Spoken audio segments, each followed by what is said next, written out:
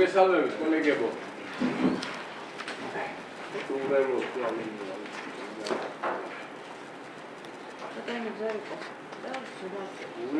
ვიგარესის კომისიის რიგში ერთი საკითხი მოვიდა.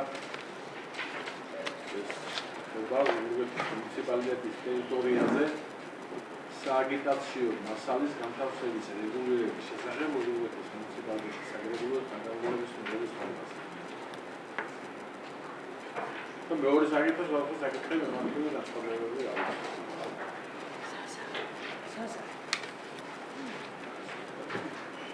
ალბათ მარიამს მოусმინა კონსაიტრზე. შეიძლება ძალიან ინტენსივის საკითხები მოიწურება. კი ბატონო, სხვადასხვა. აი ბატონო. ძალიან მეორე საკითხი არის. კი ბატონო. მოიწურება. კი ბატონო. ამიტომაც ბატონო კონსტიტუცია ეს ასე ატიცემის საკრებულოს წერილს. როგორც აღნიშნეთ, დღევანდელი განსახილველი საკითხი ეხება ოზურგეთის მუნიციპალიტეტის ტერიტორიაზე სააგიტაციო მასალის განთავსების რეგულირების საკითხს, როგორც დასაშვებობის, ასევე აღზევების კუთხით. როგორც იცით, საქართველოს კანონის საარჩევნო კოდექსის შესაბამისად 46 წლის მეოთხე ნაწილი მუნიციპალიტეტის ორგანოებს ავალდებულებს, რომ განსაზღვრონ შენობა ნაგებობის ჩამონათვალი, რომლებზეც სააგიტაციო მასალის განთავსება აკრძალულია და ასევე განსაზღვრონ ადგილები, სადაც ასევე არის შესაბამისი შტემპები, რაზეც გამოიფინება სააგიტაციო მასალები, გაიყურება და გამოიფინება. გარდა ამისა, აღნიშნული მუხლის 46 მუხლის მეორე პუნქტი ასევე გრძელავს სააგიტაციო მასალის გამოფენას ისეთ ობიექტებზე, როგორც მაგალითად საკუთარ ნაგებობები, კულტურული მემკვიდრეობის შენობა ნაგებობები, სახელმწიფო ხელისუფლებისა და მუნიციპალიტეტის ორგანოების სასამართლოები და ასე შემდეგ. ასევე მოწოდებულია განკარგულების პროექტებთან თქმა უნდა დანართი, რომელსაც შეგიძლიათ გაეცნოთ და აღნიშნული დანართის საშუალებას იძლევა, რომ განგვისაზღვრა საარჩევნო უბანში მდებარე ობიექტები სააგიტაციო მასალის განთავსებისა და ასევე შენიშვნის სახით მოწოდებულია აღნიშნულ დანართში რამდენიმე ჩამონათვალი, რაზეც ასე ვთქვათ შეზღუდვა წესდება მასალის განთავსების კუთხით. გარდა ამისა, ვითვალისწინებთ იმ მნიშვნელოვან გარემოებას ასევე, რომ ბოლო წლებში განხორციელებული არქიტექტურული და ინფრასტრუქტურული პროექტების შედეგად განხდა შენობის ფასადები და მოწესრიგდა ქუჩები, რამაც მნიშვნელოვან გააუმჯობესა გამეთანხმებით ქალაქის ესთეტიური იერსაჟი. მნიშვნელოვანია, რომ ეს მიღწევა დაცული დარჩეს და ვიზუალური ეფექტი არ დაიხოს. ამიტომ უთმობთ მაქსიმალურ ყურადღებას ამ კუთხით აღნიშნულ საკითხს და ასევე ვცდილობთ, რომ სააგიტაციო და სარეკლამო მასალის განთავსების პროცესი კანონმდებლობის მოთხოვნათა სრული შესაბამისობით წარიმართოს.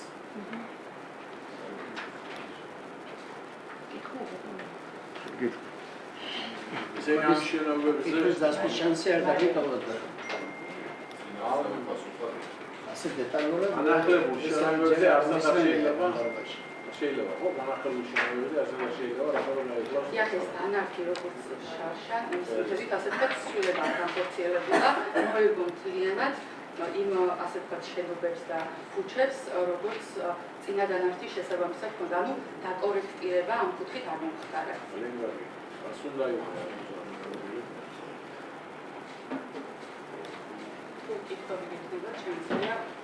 ამე შეკითხვები ხო აქვს კოლეგები? Ինչერცო ობიექტებზე ხო შეიძლება მესამუხის თანხმობის. დიახ, ეს პირდაპირ წერია კანონში და აღნიშნავს კანონი არეგულირებს. აქ წერია პროექტშიც არის მოცემული. ნებართვა უნდა ყო.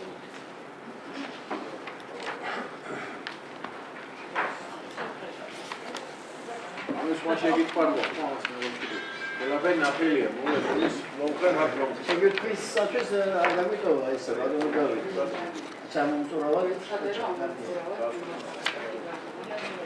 დიდი მადლობა და და წარმატება. ვინც მოუყენათ რომ განკარგულება მივიღოთ აი სამიზე 4 წელიწადები დამიდასტურეთ. ნამდვილი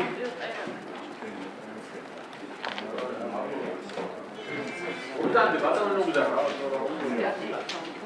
გიაცი.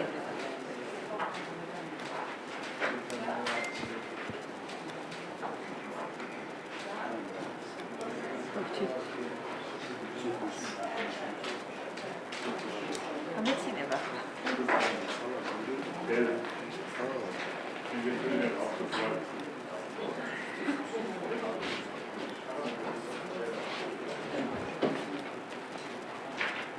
მესალმებით დეპუტატებოდა დამწერების საზოგადოება. ერთ თემაზე მინდა შეგატყობოთ. ზოგადად მედიის დამოკიდებულება საგრებულოს მიმართ ყოველთვის დადებითი იყო და ჩვენ მაქსიმალურად ვცდილობდით, რომ გაგვეშუქებინა ის პროცესები, რაც საგრებულოში ხდებოდა. გაგებით მეკიდებოდით თუნდაც რაღაც ზოგჯერ არასწორ პასუხებს თუნდაც იმას, რომ როდესაც რიგარე შეცდომა იყო და ვთხოვეთ, რომ რატომ არ შეგვატყობინო გითხრეს, რომ საგრებულოს პროტოკოლი არ ითვალისწინებს ჟურნალისტებთან დარეკვას, ჩვენ ესეთ თემებზე არ ვიზიანდებოდით, არ ბრალდებოდით, მაგრამ არის ერთი საკითხი, რომელიც ეხება ჩვენს ყოფნა არ ყოფნას, უშუალოდ გაზეთი ალიონის, რომელიც არ არის ძვერასათიანი გაზეთი, რომლის უკან დგას ის დიდებული საზოგადოება, რომელსაც ყოველ შემთხვევაში ნაწილი იცნობდა იგივე თამარ სალუკვაძე, აფრონ გურგენიძე, გუჯა შევარდნაძე, მამია კილაძე, ვაჟა ჭანუყაძე, გიზო ჭეიძე და ასე შემდეგ. ესენი იყვნენ ამ ქალაქის კოლორიტი ხალხი, რომლებიც წერდნენ ამ ქალაქის და ოზურგეთის ისტორიას, რეგიონის ისტორიას და მე ვალდებული ვარ, რომ მათ ხსოვნას და მათ მიერ გაკეთებულ საქმეს პატივი ვცე, დავაფასო და გავაგრძელებ. ყოველ შემთხვევისათვის ამ ეტაპისათვის ჩვენი გაზეთი 91 წელშია და საქართველოში ალბათ ორ-ორი გაზეთი ვარ შემორჩენილი, რომელსაც ესეთი ისტორია აქვს და მით უმეტეს ეს არის ხდება რეგიონებში. სამწუხაროდ ამ 90-იანი წლების შემდეგ სულ ჰქონდა პრობლემა მედიას, არა მარტო ალიონს, სხვებსაც ჰქონდა ეს პრობლემა. მე მახსოვს ბატონ თამარ სალუკვაძის მიმოწერებით იმჟამინდელ გამგებლებთან ახლა ერთი აგერ წამოვიღე კიდევაც ოვაგუნდული ასან მიწერილი წერილი და სხვადასხვა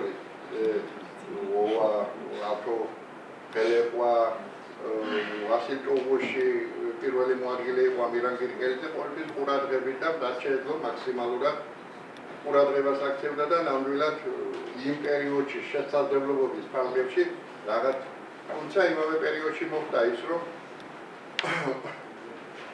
იმის გამო რომ გაზეთი ალიონი ცოტა მოვადიეთ, მაგრამ უნდა მოგიყვეთ, იმიტომ რომ ჩვენი ქალაქის ისტორია ქალბატონ მონანამ ეს კარგად იცის. მეგობრობდა ბატონ თამარ სალუკვაძე და ზვიად ცეცხლაძე, რომელთანაც მე მეგობრობდი და რაღაც მეგობრული ურთიერთობები მოხდა. გადაწყვეტს რედაქცია და მახსოვს 6 თვე გვაწევდა პოლიცია რომ საქმეს გამოიძიებდა, კურდებს თვალზე დადგენილი არიან, ჩვენ ტექნიკას დაგვიბრუნებდნენ. პირველ და მაშინ მიგვაყენეს და ძალიან სასტიკი და ძალიან ცუდ მდგომარეობაში ვიყავით. შემდეგ ეტაპი იყო 2005 წლის 16 ივლისი, რომელსაც წინუძღოდ აი აქაც ვნახე ბატონ თამაზის მიმოწერები, როგორც ცდილობდა დაუშვათ იმჟამინდელი ხელისუფლებაზე მათ ლაპარაკი, რომ ეს შენობა როგორმე ხელში ჩაეგდო და საბოლოოდ დაგვიგვინდა ამით, რომ ესეთი ხანძარი იყო მაშინ ეს ფოტო მაქვს ამოღებული, ესეთი ხანძარი იყო მაშინ და ქუჩაში აღმოჩნდა. მე მადლობა მინდა აქედან უთხრა ლევან ურუშაძეს, რენო ურუშაძის შვილს, რომელმაც არ დავტოვა ქუჩაში და ერთი ოთახი ქალაქის მედიის შენობაში გამოგვიყვეს. ის შენობა, სადაც ვიყავით, რა თქმა უნდა, გაფორმებული ჰქონდა უარი უზურპრუქტით. შენობაში, რომელშიც ვიმყოფებით ახლა ფარჩი, რომელშიც უკვე 20 წლიანი უზურპრუქტი გაფორმებული და სამწუხაროდ კვლავ დადგა საკითხი, რომ რა თქმა უნდა, მე ამას ვამბობ ხომაღლა, იმიტომ რომ მე პოლიცებში ძალიან ბევრი საუბრებია, ბევრი რაღაცები არის და ეს არის რეალობა, რასაც მე ვამბობ და არა მოგონილი ამბავი. კვლავ ქუჩაში აღმოჩენის ქვეშ ვარ, იმიტომ რომ 2024 წლის 12 ფევრალს, როცა დღესაც ჩვენთვის გაურკვეველმა პირებმა მოლოტოვის კოქტეილები შემოყარეს შენობაში და ამ ულითნო ოპერაციებს მე არავის არ ვაცოდებ თავს. ტენიდნენ რომ მიტყვიან, იმიტომ რომ ჩვენგან გაჩნდებოდა ხანძარში დაიწვებოდა ადმინისტრაციული შენობა და ალიონი იქნებოდა ბრალჭი. ტენიდნენ ამ ფერაღებს არა მარტო შენობას კარგავდნენ, არამედ ჩვენ ვიქნებოდით ბრალჭი იმ ხანძარის, რომელიც ქალაქის ცენტრს გადაწვავდა. პოლიციამ რა თქმა უნდა დაიწყო საქმის ძიება, მოგვცეს დაძარალებულის სტატუსი. მე ამაზე არ ამიტეხია განგაში, არც ის დამიწერია, თუმცა აი ერთი დოკუმენტი სამწუხაროდ არსებობს აგეთ, ეს მუნიციპალიტეტიდან მოწერილი, შინაარსს არ გავასაჯაროებ, რომელიც მიუთითებდა იმაზე, რომ ამ შენობით არიან დაინტერესებული. არავის არ ვეუბნი, არავის მიმართ არ ვართ განწყობილი, რომ რაღაც კარგი საკეთებენ უკეთეს, მაგრამ მე ერთი ისტორია მინდა მოგიყვეს. იმიტომ რომ მაქვს ამისი წყაროები და ვიცი და ბევრმა ციცი. ოზურგეთი ყოველთვის იყო აი განადგურების ქვემდებარე ქალაქი. 18 წელს თურქებმა გადაწყვეტ, რაც შეიძლებოდა ძველი შენობები ძალიან ცოტა დარჩა. საბედნიეროდ 20-ან 30-ან წლებში აშენდა შესანიშნავი შენობები, თუნდაც რკინიგზის სადგური, შოსევის პროექტია. აი ეს კონსტრუქციის პერიოდში აშენდა კინოთეატრი, ეს ადმინისტრაციული შენობა, მანამდე ბანკის შენობა აშენდა და იყო ძალიან ბევრი შენობა. ოზურგეთის არ ვიცი, ალბათ მე ახლა ვნახულობ ფოთიში, სენაკში, საგარეჯოში ვიყავი. ძველ ისტორიულ შენობებს მაქსიმალურად ცდილობენ, რომ აღადგინონ და უცხოეთში არის ქალაქები, რომ არ აქვე რაღაცას ხმიან, რომ ძველი ქონდეს, რაღაცას შეინარჩუნონ, ქალაქს იერსახე ქონდეს, ქალაქს ისტორია ქონდეს. იცით ალბათ ის კაკალას მაღაზიას უძახოდეს ის ისტორიული ადგილი, საბოლოოდ დასრულდა იმით, რომ ხანძრით გაანადგურეს. შემდეგ იყო კულტურის სახლი, ყოფილი თეატრის შენობა და მიმდებარე ბრეჟნევის მუზეუმი იყო გასაკეთებელი და მე მახსოვს მაშინ ერთმა კარგმა ქართველმა კაცმა ვლადიმერ ერქომაიშვილმა ანზორის ვიზამ პროექტ მუშაობდი კულტურის სახლში და იმ პერიოდში იყვება ბედი მაგამისთანა გამოხატა იმით რომ ზვანში კულტურის სახლში არ გადიოდა და აიძულებდა ხელისუფლებას რომ ქალაქში რომელათა თაფი რომ ანსამბლს ემეცადინო ჩვენ ქალაქში უნდა მემეცადინებო და ესეთი რაღაცა იყო ნუ ახლა შესაძლებელია ესეთი ის არ იყო მაგრამ თავისებური პროტესტი გამოხატა წუხო აგვიწერია როგორ ყრია სამამულო ომის ბიუსტები მუზეუმის შენობაში როგორ ნადგურდება წუხარ და დაგვიწერია რომ ნაციონალების დროს შეკრული უკავდა ხელში რომ რომაული აბანოების ნაშთები არიქა უნდა აღგეს არიქა მთელი ამბავი ყოდა პოლიტიკა და ამაზე აგრეგებული და კი ახლა იცით რომ მდგომარეობაშია კი ბატონო მე ახლა ქალაქ შეიძლება მე ვერ გადავარჩინო მაგრამ მე მაინტერესებს ჩემი იღბალი რედაქციას ერთხელ შენობა დაეწვა მეორედ ხელ შენობას უწვავდნენ და ხვალ ვიცი რომ ქუჩაში ქუჩაში უნდა აღმოჩნდეთ ჩვენ არავინ არ თავაზობს ფართს ჩვენ ამ წერილში გარკვევით წერია რაც არ უნდა ეწეროს ეს წერილი არის გამოგზავნილი იმ ხანძრამდეა გამოგზავნილი 02/2023 წელი ხანძარი 2022-ში ერთადერთი გზა დაგვრჩენია მე ამას არანაირ პოლიტიკურ ბრძოლას არ ვაპირებ მაგრამ თვლი რომ არა ვარ მონური სულისკვეთების ადამიანი ჩვენ ეროვნულ მოძრაობაში ვიყავით ვიბრძოლით იმ დროს როდესაც საშიში იყო როცა იყო კაკები როცა იყო ჩეკა მე მქონდა შემთხვევა ლენინგრადში დამაკავეს უშიშროები თანამშრომლებმა იმის გამო რომ უცხოელ ტურით გავესაუბრე მქონდა ასეთი რაღაცა და ასეთი რაღაცა ხდებოდა არა ვარ ესეთი ადამიანი და ვიბრძოლებ იმისათვის რომ ქუჩაში არ აღმოჩნდე ვეცდები რომ რაც შეიძლება ესმა მე ამას ვამბობ ახლა იმიტომ რომ ჩვენ ხართ ის საკრებულო რომლის პერიოდში ხდებოდა ეს ამბავი მე ახალი საკრებულო იქნება არჩეული რომელიც მეთქვი ჩვენ დროს ეს არ მომხდარა ეს მოხდა ადრე და ჩვენ ამაზე პასუხს ვერ გაგცემთ მე ამის შესახებ დავწერე სოციალურ ქსელში დავწერე და ველოდებოდი რაღაც თუნდაც სატელეფონო რაზე ჩვენ პასუხი ვერ მივიღეთ მოდი შეხდით ინსტიტუტით უნდა დაგტო მოდი შეხდით თქვენ არ კი ბატონო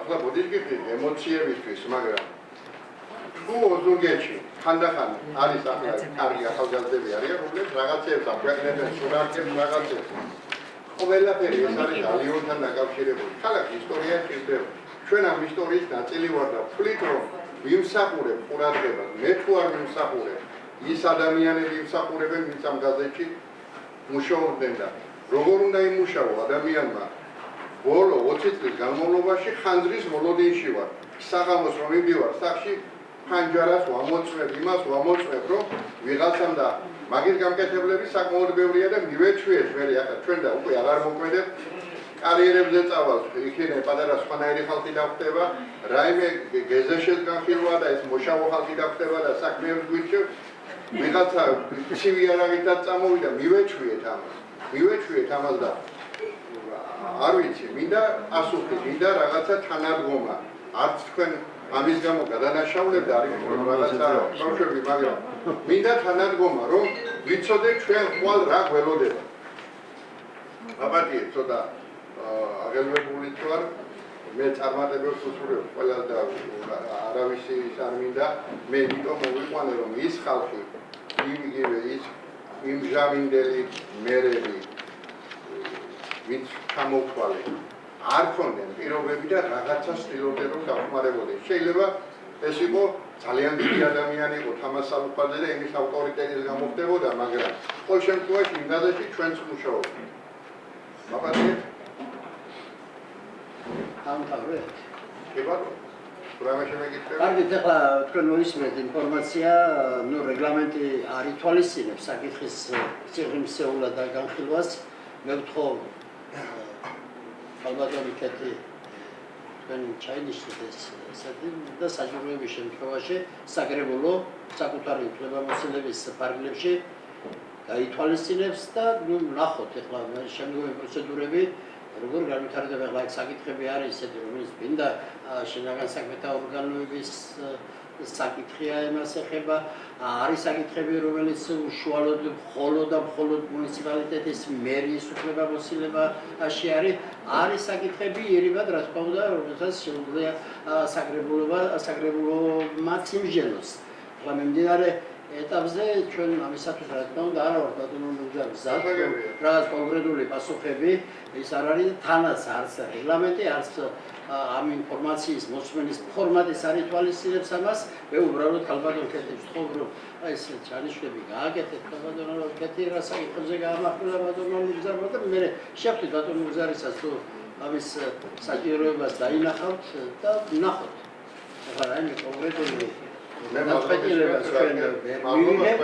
იმიტომ რომ ეს ცოტა უფრო სხვა სტრუქტურების თემა რაც ბატონმა მგზარი მაქვს დღეს ბრძანა და ნუ შესაბამისად თანადგომა დახმარება ახლა გაზეთის მიმართ საკრებულოს წევრებს შესაძლებლობის ფარგლებში ბატონო მადლობელი ვარ რომ გაზეთები გამოწერეთ პერიოდულად რეკლამებსაც დაკავდეს, მაგრამ მაგათთან დაკავშირებულად გეტყვით იგივე ბოლო 4 წლის განმავლობაში გამგეობიდან მერიაზე პოლიტიკური 100,000 ლარი იყო გამოყოფილი. ეს დაახლოებით 40,000 ლარი. 40 თეთრიც არ ყოფილა ჩვენზე გათვალისწინებული, მაგრამ ჩვენ ყოველთვის გაგებით ვეკიდებით, რომ აი თბილისში უფრო კაი მედია საშუალებებია და ისინია საჭირო. ჩვენ არ გვეკიდებიან გაგებით, ჩვენ არ გვეკიდებიან გაგებით. იმასაც გაჩერებული ვართ, რომ ვიღაცა მიტანს უпроსობაში რაღაც ენას, ვიღაცა რაღაცას იტყვის. იყო ესეთი ამ კარიერებთან დაკავშირებით რაღაც სადამჯელო ოპერაცია ჩატარდა, თუმცა იმ სადამჯელო ოპერაციას ზოგმა უპასუხა, რომ ეს სწორი მიდგომა არ იყო გაზეთის მიმართ. მაგრამ ჩვენ ესეთ თემებს ვცდილობთ, რომ როგორმე ჩვენ გასაგებია. მოკლედ შევხამთ ინფორმაცია მსმენელია, მიღებულია და საკრებულო თავისი უფლებამოსილების ფარგლებში ამას გაითვალისწინებს სამავისი კომისიას და ნახოთ. შემდგომში პოლიციები იქნება დასაბუთი. სლობა დახურულად ცხადდება ეს წესრიგით გათვალისწინებული საკითხები ამოიცნება.